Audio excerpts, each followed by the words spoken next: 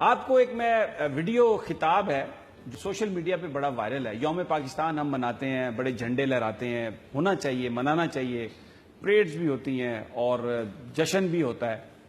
لیکن خادم حسین رضوی صاحب نے کچھ چیزوں کی نشاندہی کی ہے کہ ہم کہیں اس طرح جو سیلیبریشن کرتے ہیں اس میں کہیں کسی چیز کی کمی تو نہیں رہ جاتی, کہیں کوئی غلطی تو نہیں ہم کر جاتے. ان کی ذرا گفتگو سن لیتے ہیں, پھر اس پر بات کرتے ہیں. پورے 14 اگست اتو لے کے تھلے تک میں کوئی اٹھ کے بندہ دسے, میں تو سنیا کوئی نہیں. اگر میں غلط بیان کر رہا میں دسو جی. نہیں, کسی ایک ذمہ دار آدمی نے جنہ کو اقتدار ہے, جنہ کو بدماشیاں دے سارے سامان, ایک بندہ دسو میں جنہیں کیا ہوئے کہ پاکستان کا مطلب کیا, لا الہ الا اللہ محمد رسول جی. دسو میں کسی ایک نے نعرہ لایا ہوئے کہ پاکستان اس لیے بنا. بس صرف جناب جی پریڈ ہو رہی ہے, جی جھنڈا لہرایا جا رہا ہو. دسو میں پریڈ کیوں ہو رہی, اور دسو میں قائد اعظم 18 لاکھ بندے کیوں شہید کروائے, اور دسو 70,000 مسلمانوں دیا کڑیاں کیوں چک کے لے گئے ایسے ہندو, اور دسو مسلمان اپنی دھیاں دے گلے کیوں کٹے, دسو مسلمانوں دیا دھیاں دریاواں تے کھوئیں وچ کیوں چھاڑ ماری. اے دسو نا ساری قوم نو. مڑ کے کہندے ہو پاکستان روٹی کے لیے بنا. جی یہ روٹی نہیں مل رہی تھی قائد اعظم کو, تو اقبال کو رات روٹی نہیں ملی, دونوں کو سویرے اٹھ کے پاکستان بن گیا.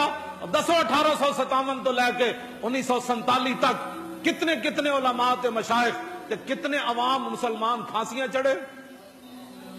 ہاں جی, جڑے جوانیاں جیلوں میں انگریزاں دی گئے تے ہڈیاں گل گئیاں. اور دسو نا لوگوں نو علامہ فضل خیر آبادی مٹی دے ٹوکرے کیوں چاہے.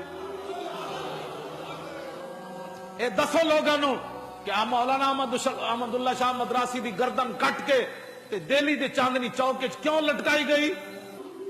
تسی سمجھ دو بھائی راتی تانوں خواب آئی سویرے پاکستان بن گیا. بدماشو سانو دسو پھر اسی دنیا نو دسیے ٹی ویاں تے.